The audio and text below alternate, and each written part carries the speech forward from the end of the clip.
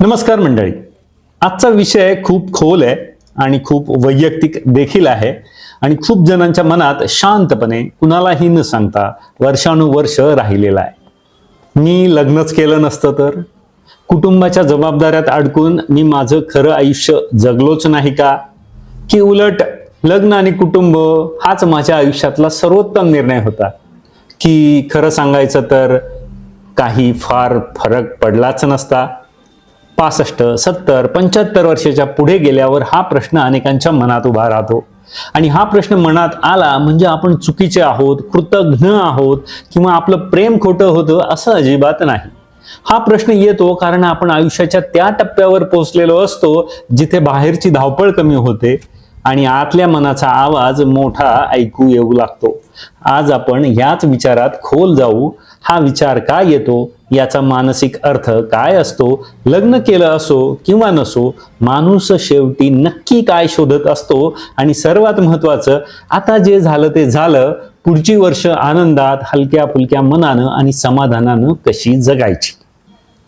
आपण जेव्हा तरुण असतो तेव्हा आयुष्य आपल्या समोर उघड्या रस्त्यासारखं असतं. अनेक पर्याय आपल्या समोर असतात, अनेक स्वप्न आपण उराशी बाळगलेली असतात.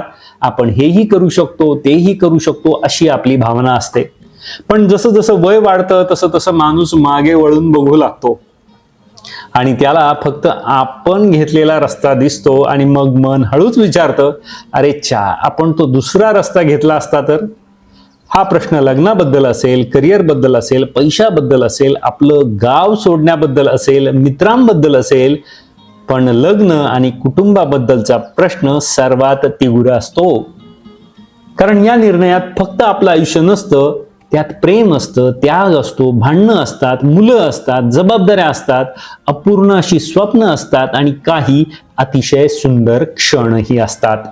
म्हणूनच हा प्रश्न साधा नाही. हा विचार आपल्या मनात नेमका कधी डोकावतो?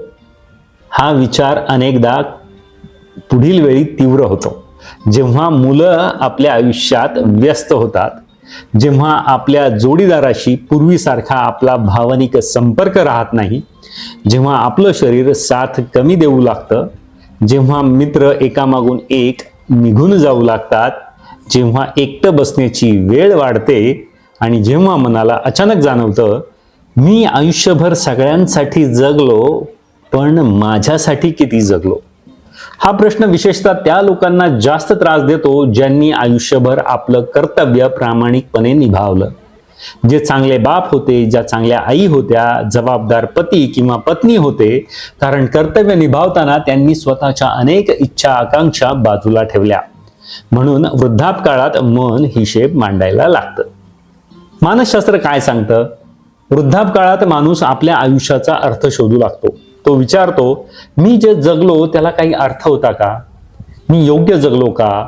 माझं आयुष्य माझं होतं की फक्त जबाबदाऱ्यांचं ओझं होतं? मानसशास्त्रात याला एक प्रकारे लाईफ रिव्ह्यू म्हणतात, म्हणजे आपल्या आयुष्याचा आढावा. हा आढावा आरोग्यदायीही असू शकतो आणि वेदनादायीही.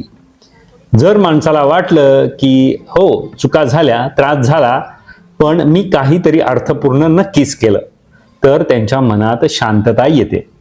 पण जर त्या व्यक्तीला सतत वाटत राहिलं की मी स्वतःला हरवलं, मी जगलोच नाही, मी फसलो, तर मनात कटुता, राग, अपराध, रिकामेपणा वाढू शकतो. म्हणून हा विचार महत्वाचा आहे. याकडे दुर्लक्ष करायचं नाही, पण त्यात बुडायचं देखील नाही. मी लग्न केलं नसतं तर आयुष्य माझं फार चांगलं झालं असतं. हा विचार काय सांगतो? हा विचार अनेकदा लग्नाविरुद्ध नसतो, तो अनेकदा दाबलेल्या स्वतःच्या अस्तित्वाचा आवाज असतो. कदाचित तुम्हाला आयुष्यात फिरायचं होतं, कदाचित काही वेगळं करिअर करायचं होतं, कदाचित संगीत, लेखन, व्यवसाय, समाजकार्य, शिक्षण, काहीतरी स्वतःचं करायचं होतं, पण परिस्थिती, कुटुंब, समाज, आर्थिक अडचणी, जबाबदाऱ्या यामुळं ते राहून गेलं. मग वृद्धापकाळात मन लग्नाला कारण धरतं, कारण लग्न हा आयुष्यातला मोठा वळणबिंदू असतो. पण खरं कारण कधी कधी लग्न नसतं. खरं कारण असतं आपल्या अपूर्ण राहिलेल्या ओढी. म्हणजे मन म्हणतं, मला स्वातंत्र्य हवं होतं, मला स्वतःला शोधायचं होतं, मला कुणी विचारलं नाही, मी फक्त निभावत राहिलो किंवा राहिले. हा खूप मानवी अनुभव आहे. पण दुसरी बाजू ही तितकीच खरी आहे. खूप लोक प्रामाणिकपणे सांगतात, हो लग्नात त्रास होता, भांडणं झाली, कधी कधी गुदमरल्यासारखंही वाटलं, कुटुंबासाठी खूप काही सोडावं लागलं, पण तरीही माझ्या आयुष्यात प्रेम, माणसं, आधार, आठवणी, नात्यांचं उबदार पण आलं ते लग्नामुळंच. रात्री ताप आला तेव्हा पाणी देणारं कुणीतरी होतं, नोकरी गेली तेव्हा धीर देणारं कुणीतरी होतं, जगानं हसवलं तेव्हा बरोबर हसणारे आणि रडवलं तेव्हा बरोबर रडणारे आपले लोक हक्काचे लोक होते. कुटुंब म्हणजे फक्त जबाबदारी नाही, कुटुंब म्हणजे कधी कधी स्वतःला विसरवणारं ओझं असतं, पण अनेकदा तेच तुम्हाला आयुष्यभर पडू न देणारं जाळं देखील असतं. काही फरक पडला नसता असं जे लोक म्हणतात, त्यांची ही जी भावना आहे ती काय सांगते नक्की? काही ज्येष्ठ नागरिक खूप शांतपणे म्हणतात, लग्न केलं किंवा नाही केलं, शेवटी आयुष्यात सुख दुःख आलंच असतं. हे वाक्य वरवर उदास वाटू शकतं, पण यात खोल शहाणपण दडलेलं असू शकतं. कारण खरा प्रश्न लग्न केलं का नाही हा नसतो.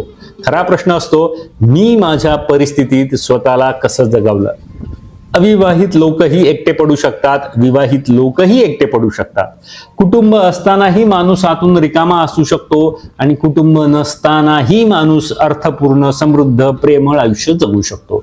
म्हणजे सुखाचं सूत्र एकाच निर्णयात नसतं, ते आपल्या मनाच्या गुणवत्तेत, नात्यांच्या प्रामाणिकपणात आणि स्वतःशी असलेल्या नात्यात असतं. मग नेमकं खरं काय? खरं हे आहे की लग्न हा स्वर्गाचं हमीपत्र नसतो आणि लग्न न करणं हे देखील स्वातंत्र्याचं हमीपत्र नसतं. दोन्ही मार्गांना आपापले आशीर्वाद असतात आणि दोन्ही मार्गांना आपापल्या जखमा देखील असतात. ज्यानं लग्न केलं त्याने काही मिळवलं आणि काही गमावलं. ज्याने लग्न केलं नाही त्यानेही काही जपलं आणि काही मुकलं. जीवनात प्रत्येक निवड ही एका दारातून आत जाणं असतं आणि त्याच वेळी दुसरी अनेक दारं मागे बंद होणं देखील असतं. म्हणून मी चुकीचं दार निवडलं या अपराधी विचारापेक्षा मी निवडलेल्या दारातून मी काय निर्माण केलं हा प्रश्न जास्त उपयोगी आहे. काही उदाहरणांनी हे समजून घेऊयात. एक काका म्हणतात, मी लग्न केलं, मुलांना उभं केलं, घर बांधलं, पण माझी चित्रकलेची आवड मरून गेली. आता वाटतं मी स्वतःला न्याय दिला नाही. इथे लग्न हा मुद्दा नाही, इथे मन सांगतंय अजूनही उरलेलं आयुष्य आहे, पुन्हा रंग हातात घे. एक काकू म्हणतात, मी संपूर्ण आयुष्य घरासाठी झिजले, आता मुलं आपापल्या जगात व्यस्त आहेत, कधी कधी वाटतं मी स्वतःला कुठे हरवून बसले. इथे प्रश्न कुटुंबाचा नाही, इथे प्रश्न आहे स्वतःशी पुन्हा भेटण्याचा. एक आजोबा म्हणतात, माझं आणि बायकोचं पटत नव्हतं, खूप भांडणं झाली, पण ती गेल्यावर कळलं तिच्याशिवाय घरातला आवाजच गेला. यात जीवनाचं अद्भुत सत्य आहे. ज्यांच्याशी आपण भांडतो तेच अनेकदा आपल्या जगण्याचा अविभाज्य भाग असतात. आता तुम्ही विचाराल, असा विचार आला तर काय करायचं? आम्ही घाबरायचं का? नाही, अजिबात नाही. हा विचार आला म्हणजे तुमचं मन अजून जिवंत आहे, ते अजूनही प्रश्न विचारतंय, ते अजूनही अर्थ शोधतंय, ते अजूनही स्वतःशी प्रामाणिक आहे.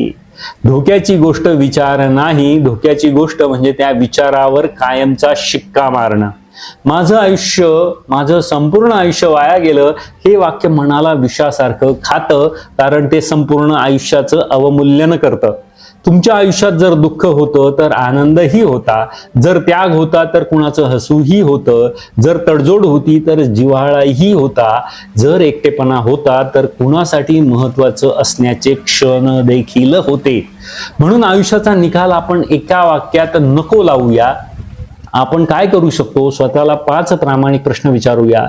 आता या वयात स्वतःला शांतपणे हे प्रश्न विचारा, मला खरंच लग्नाचा पश्चाताप आहे की मला माझ्या न जगलेल्या भागाची खंत आहे? दुसरा प्रश्न, मी कुटुंबासाठी जे दिलं त्यात काही मूल्य होतं का? जर तुमच्यामुळे कोणी शिकलं असेल, उभं राहिलं असेल, कुणाला सुरक्षित वाटलं असेल तर ते देखील मोठं काम आहे. तिसरा प्रश्न, मी अजूनही कोणत्या गोष्टी जिवंत करू शकतो? छंद असेल, मैत्री असेल, प्रवास, वाचन, भजन, लेखन, चित्रकला, समाजकार्य, व्यायाम.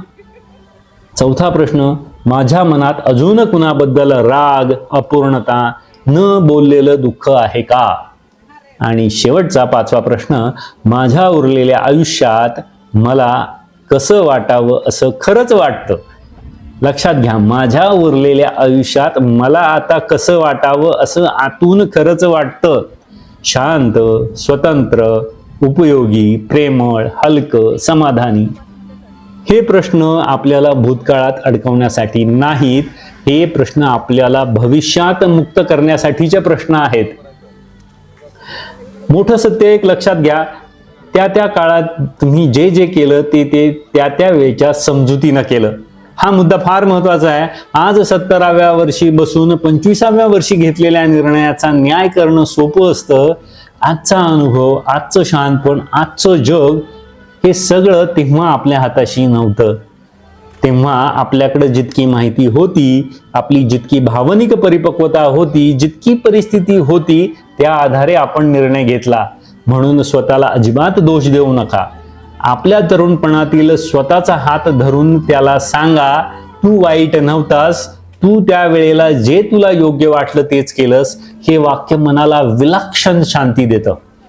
आता पुढे काय, हा सगळा विचार करून शेवटी आपण कुठे यायचं? इथे. भूतकाळ बदलता येत नाही, पण भूतकाळाचा अर्थ नक्की बदलता येतो. तुम्ही लग्न केलेलं असो, नात्यात जखमा घेतलेल्या असोत, कुटुंबासाठी जगलेलं असो, स्वतःला हरवलेलं असो, तरीही आजपासून पुढचं आयुष्य नव्यानं जगता येतं. आणि आता स्वतःला परत मिळवण्याची वेळ आहे. आता लोक काय म्हणतील पेक्षा मला काय जगायचं आहे हा प्रश्न महत्वाचा. आता स्वतःवर प्रेम करणं स्वार्थ नाही. आता स्वतःचा वेळ घेणं चूक नाही. आता नव्या मैत्र्या करणं, नवा छंद जडणं लावणं, छोटी सहल करणं, गाणं शिकणं, डायरी लिहिणं, रोज चालायला जाणं, आपल्या आवडत्या लोकांच्या गटात मिसळणं, हे सगळं अगदी योग्य आहे. आता भविष्य आनंदी कसं जगायचं, तर काही आपण ठोस दिशादर्शक गोष्टी बघूयात. पहिली गोष्ट, स्वतःला माफ करा. जगण्यात चुका झाल्या असतील, पण आयुष्य हे काही परीक्षेचा पेपर नाही आणि म्हणजे शेवटी आपल्याला काही मार्कशीट मिळेल आणि त्यात मार्क्स मिळतील आपल्याला. आयुष्य हा एक प्रवास आहे. दुसरी गोष्ट, तक्रारीतून अर्थाकडे या. मी काय गमावलं पेक्षा मी अजून काय उभारू शकतो असा विचार करा. तिसरी गोष्ट, भावनिक उपासमार थांबवा. हो, भावनिक उपासमार थांबवा. ज्याच्याशी मन जुळतं त्याच्याशी बोला, फोनवरती बोला, भेटून बोला, मन मोकळं करा. चौथी गोष्ट, दररोज स्वतःसाठी काहीतरी करा. 15 मिनिटं वाचन, प्रार्थना, ध्यान, चालणं, संगीत, बागकाम, काहीतरी फक्त स्वतःसाठी. त्यात तुम्ही आणि तुम्हीच असले पाहिजेत. पाचवी गोष्ट, उरलेल्या आयुष्याला शिक्षा नव्हे, भेट समजा. आता काही राहिलेलं नाही, आता काही उरलेलं नाही असं म्हणू नका. अनेकदा सर्वात शांत, सुंदर, परिपक्व वर्ष ही आपल्या आयुष्याच्या शेवटच्या टप्प्यात येतात. मंडळी, तुम्ही लग्न करून चुकीचे ठरलात का? कदाचित नाही. तुम्ही लग्न केलं नसतं तर फार मोठं सुख मिळालं असतं का? कदाचित हमी नाही. फरक पडला असता का? हो, काही बाबतीत पडला असता, काही बाबतीत कदाचित नसता. पण एक गोष्ट नक्की, तुम्ही जे काही जगलात ते फुकट गेलेलं नाही. तुमच्या प्रेमाला अर्थ होता, तुमच्या त्यागाला अर्थ होता, तुमच्या चुकांना देखील अर्थ होता, तुमच्या जखमांनी तुम्हाला अधिक खोल केलं, तुमच्या नात्यांनी तुम्हाला माणूस बनवलं. आणि आता उरलेलं आयुष्य हे तुमच्या हातात आहे. म्हणून आज आरशात बघा आणि स्वतःला ठामपणे, शांतपणे सांगा, हो, काही गोष्टी वेगळ्या असत्या तर कदाचित काही वेगळं मिळालं असतं, पण जे झालं ते माझ्या आयुष्याचा भाग आहे. मी त्याचा कैदी राहणार नाही. मी त्यातून शहाणपण घेईन. मी उरलेलं आयुष्य अपराधात नाही तर सजग आनंदात जगीन. कारण शेवटी मोठा प्रश्न हा नाही की मी लग्न केलं ते बरोबर की चूक. मोठा प्रश्न हा आहे की आजपासून पुढे मी स्वतःशी शांततेत, कृतज्ञतेत आणि आनंदात कसं जगणार. आणि यासाठी आजचा शेवटचा भाग, शेवटची ओळ, जे झालं ते झालं, आता पुढे मी आनंदानं कसं जगू. हा प्रश्न जर तुम्ही रोज स्वतःला विचारलात तर उरलेलं आयुष्य ओझं राहणार नाही. ते पुन्हा एकदा एक सुंदर संधी बनेल. मंडळी, व्हिडिओ आवडल्यास नक्की लाईक करा, तो जास्तीत जास्त शेअर करा, कारण खूप जिव्हाळ्याचा, खूप लोकांना पडलेला हा प्रश्न आहे.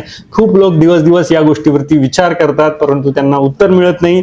त्यांना त्यांचं स्वतःचं उत्तर शोधण्यासाठी हा व्हिडिओ आणि त्यातली माहिती उपयोगी पडू शकते. तुमचा स्वतःचा काय अनुभव आहे तो ऐकायला आम्हाला आवडेल. कमेंट करून नक्की सांगा. आणि आपण गोल्ड एज ज्ञान या चॅनलवर नवीन असाल तर या चॅनलला सबस्क्राईब करायला मात्र विसरू नका. भेटूयात अशाच एखाद्या हटके जिव्हाळ्याच्या विषयासह. तोपर्यंत धन्यवाद.